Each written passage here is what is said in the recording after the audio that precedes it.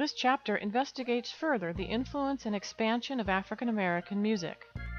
Some evolve from previous styles during this time, while others emerge as new in this time period. Some come from specific regions, while others crossed over nationally and internationally into the mainstream.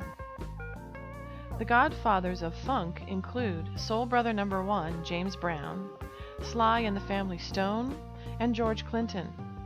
Together, these acts will inspire entire generations of funk bands like the Ohio Players, Kool and the Gang, Earth, Wind and Fire, and numerous others. Some funk bands will convey uninhibited black pride, while others espoused racial and sexual equality. Some embraced spiritual iconography and African themes, while others expressed danceable street funk and a party atmosphere. Emerging out of the black pop influence is music associated with a unique genre of films in the 1970s, blaxploitation.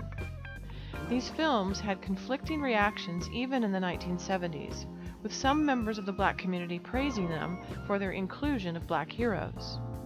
Others, including members of the NAACP, felt that these films depicted many vast stereotypes of urban black life, and they only encouraged further discrimination. Opinions on blaxploitation films are still divergent today. With regards to the music, the film scores for these movies were written by African Americans. Both Isaac Hayes and Curtis Mayfield had earlier been in the music business, but their respective soundtracks for the films Shaft and Superfly accelerated their notoriety. Two of the regional styles in this section are Motown and the Gamble and Huff Philadelphia sound.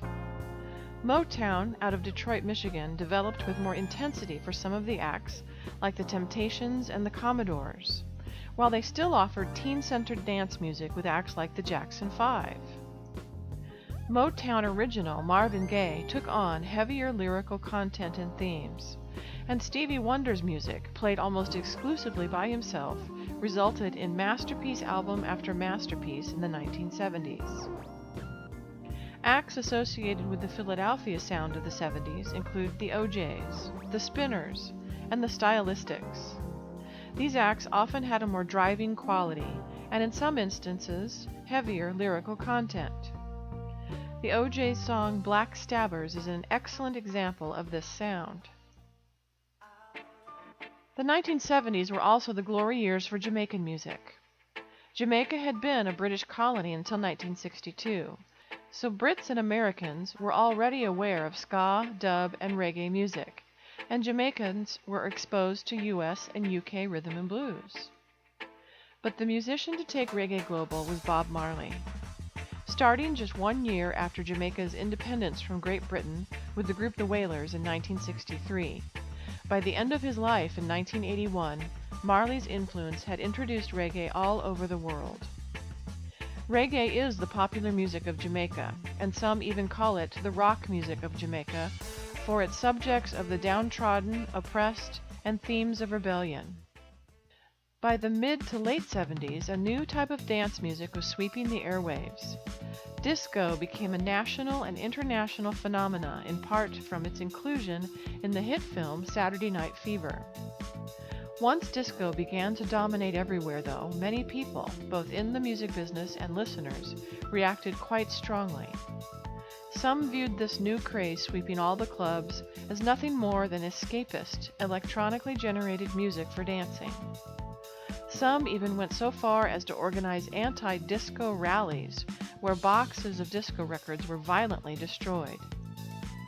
To some, disco was just another product of corporate formulaic music, and something to be avoided. An alternate element of disco's history can be traced to its influence coming from a rich heritage of European dance music, with producers like Giorgio Moroder, who produced much of Donna Summer's disco hits.